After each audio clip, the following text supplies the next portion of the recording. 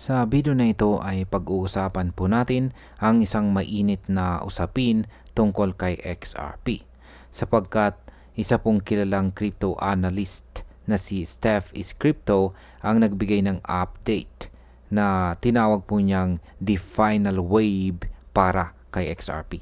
Ayon sa kanya, ito po ang huling malakas na pag-akyat bago dumaan sa mahabang pagbaba. Ang tanong ngayon, ano nga ba ang ibig sabihin nito? At ano po ang dapat nating gawin bilang mga traders at holders? Kaya yan ang siyang ating pag-uusapan sa video na ito.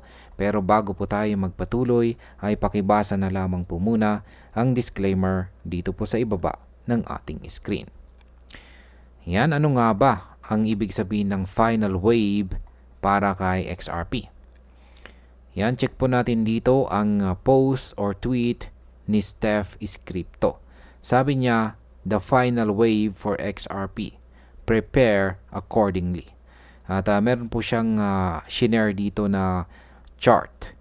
Isa po itong weekly chart time frame ng trading pair na XRP USDT. Mula po ito sa datos ni OKX. Yan, ano nga ba ang paliwanag ni Steph is Crypto sa kanyang chart na ito? Yan, ang sinasabi po ni Steph is Crypto na final wave ay tumutukoy ito sa isang malaking pagtaas sa presyo ng XRP bago po ito muling bumagsak. Sa kanyang projection, ipinakita po niya rito na si XRP ay tataas ng agresibo at aabot po ito sa double digit price. Ibig sabihin, posible po itong umakyat mula $10 hanggang $20 bago po ang October 27, 2025. Kung sakali mang mangyari ito, asahan po ng maraming traders ang magiging greedy at posibleng tumaas ang FOMO or fear of missing out. Kapag lumakas po ang demand, mas malakas din ang pressure na itulak si XRP pataas sa market. Pero pagkatapos po ng peak, ipinakita rin dito sa chart na ang presyo ay bababa ng tuloy-tuloy hanggang taong 2027.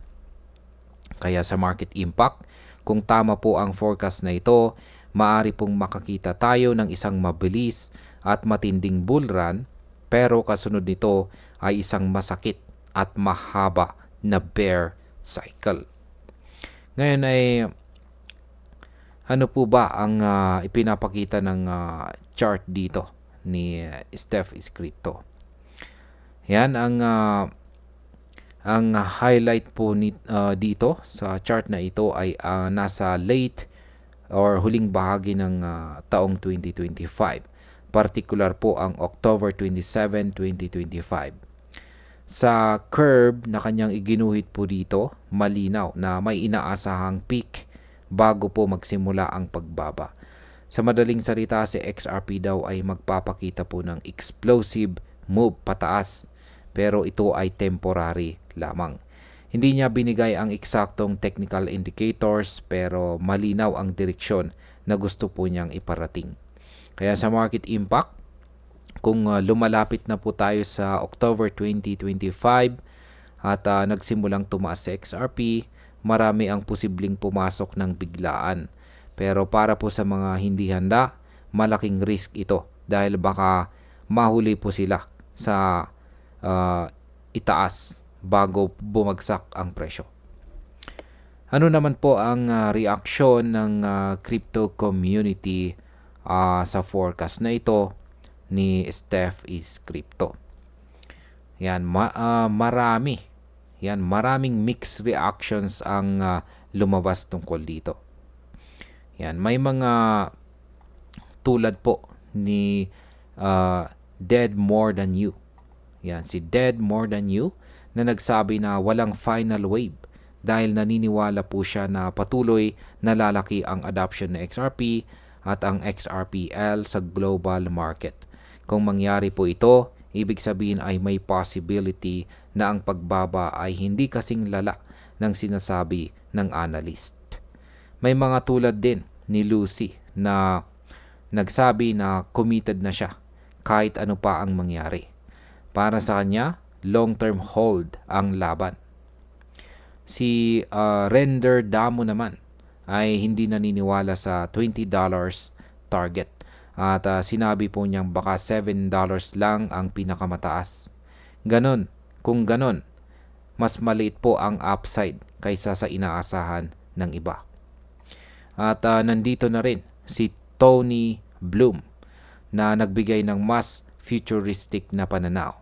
Sabi niya, hindi na raw sapat ang mga dating cycle patterns dahil ngayon utility, institutional adoption at saka ETF na ang magiging driver ng presyo.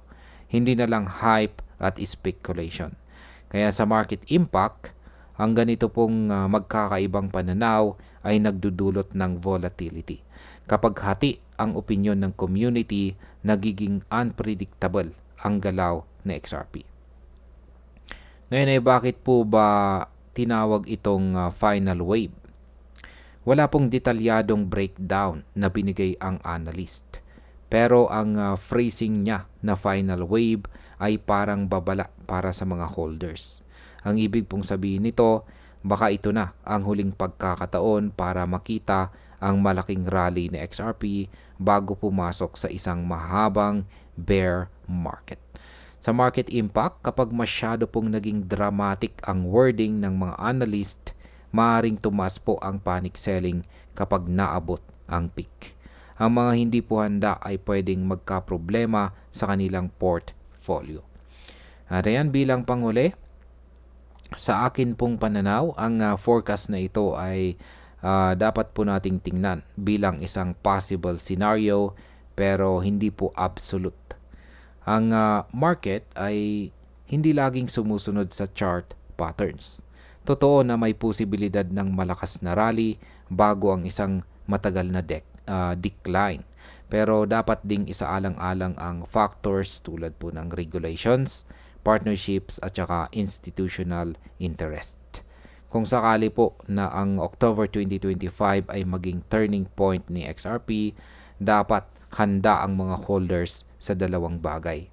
Una, maghanda sa posibilidad ng big profit kung magkatotoo ang double-digit target. Pangalawa, maghanda rin sa risk management dahil baka mahulog po ulit sa XRP sa mas mababang levels hanggang 2027. Kaya sa kabuuan, ang mahalaga ay hindi lang ang pag-asa sa final wave, kundi ang tamang strategy. Tandaan po natin, ang market po ay hindi nakikinig sa iisang analyst. Ang tunay po na kalaban dito ay ang greed at saka panic. Kaya dapat laging may plano po tayo bago po tayo pumasok at lumabas. At ayan, hanggang dito na lamang po tayo sa video na ito mga ka-crypto.